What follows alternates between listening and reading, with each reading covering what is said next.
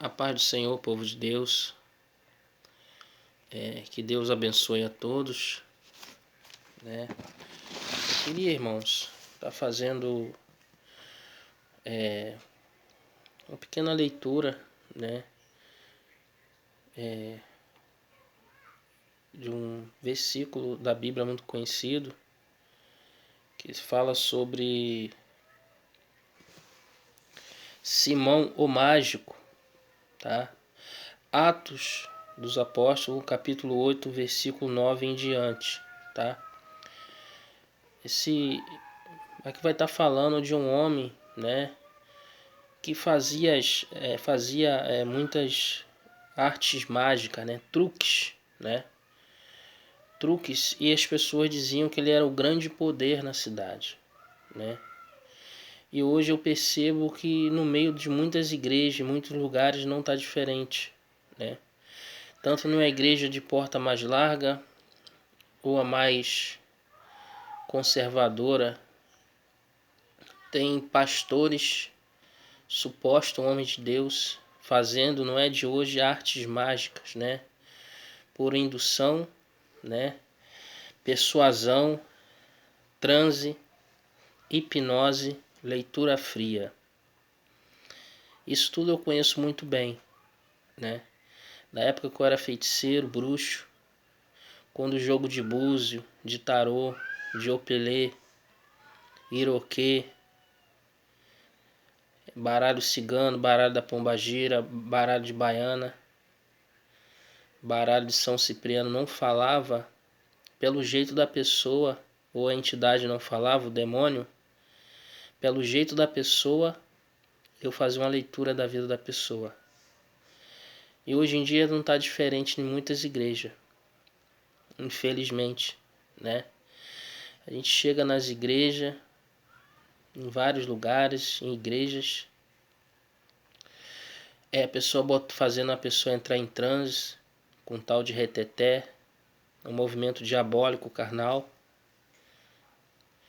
Ou as mais conservadoras, impondo a mão sobre as pessoas, levando no céu ou inferno. O nome dessa técnica é toque de Charcot, tá? Você vai falando com a pessoa, induzindo a pessoa a um transe, e depois, quando a pessoa não está esperando, a gente dá um toque, né?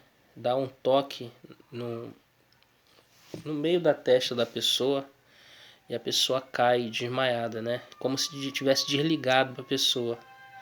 O nome disso é toque de Charcot, muito usado na psicologia, tá? Muito usado em lugares de ritualísticas.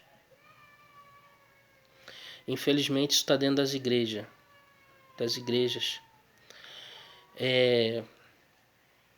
A indução, o transe, tá? A persuasão, falando, ah lá, tal pessoa está sentindo isso, tal pessoa está sentindo aquilo, e a pessoa vai sentindo mesmo, tá? Isso é hipnose, técnica de hipnose.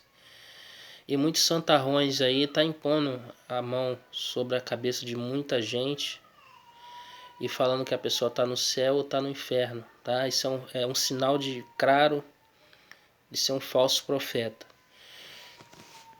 Você percebe que em Gálatas, capítulo 4, se eu não me engano, em Gálatas, que eu não separei aqui, fala que Paulo levou 14 anos, né, para subir diante de uma revelação. Em 1 Coríntios fala também que Paulo ficou 14 anos também para falar a revelação, falar sobre esse espinho na carne, dessa revelação quando ele foi no céu, no terceiro céu. Ele levou 14 anos para relatar isso nas escrituras, né, na carta. E não falou na primeira pessoa, com medo de se envaidecer. E aqui na plataforma todo dia tem gente no céu ou no inferno. E em cima de indução, hipnose barata, irmãos. Hipnose barata, né? E o povo indo atrás desses homens aí. São verdadeiros hereges, tá? Essas pessoas que pregam a salvação através de obras. é um ensino demoníaco, tá? A salvação é pela graça de Deus, é pela cruz de Cristo, tá? Você obedece porque você é salvo. Você tem obras de arrependimento porque você é salvo. Não é para ser salvo, é porque você é um crente salvo em Cristo, né? Dá testemunho com boas obras, né? Dá fruto do Espírito, tá? Eu queria estar lendo Atos 8, versículo 9, fala assim: Epígrafe, Simão o Mágico. Ora, havia certo homem chamado Simão, que ali praticava a mágica, iludindo o povo de Samaria, insinuando ser ele o grande vulto, ao qual todos davam ouvido, do menor ao maior, dizendo: Este homem é o poder de Deus, chamado o grande poder. Aderiam a ele porque havia muitos os iludira com mágicas. Quando, porém, deram crédito a Felipe, que os evangelizava a respeito do reino de Deus e do nome de Jesus Cristo, iam sendo batizados, assim homens como mulheres, ao ponto que o próprio Simão abraçou a fé, tendo sido batizado, acompanhava Felipe de perto e observando extasiado os sinais e grandes milagres praticados. Você vê até aqui só, até o versículo 13, você vê que esse homem teve que se converter, né? Era uma pessoa cheia de paganismo, né? É uma pessoa que tinha um poder que não provinha de Deus, que tinha um poder, truques, né? E todos diziam que ele era um grande homem de Deus, um grande vulto, se fosse hoje traduzindo, uma grande personalidade, um grande líder, por causa do sinal. Quero dizer, irmãos, que no nosso meio tem muitos falsos profetas. Quando eu atendia na bruxaria, eu atendi muitos pastores,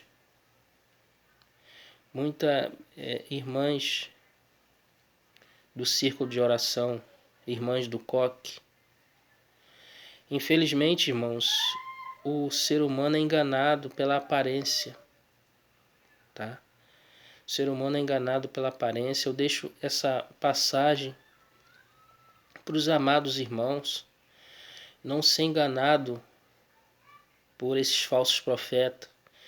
Tem muitos aí, irmãos, que falam que tem da sã doutrina. Sã doutrina, irmão, significa doutrina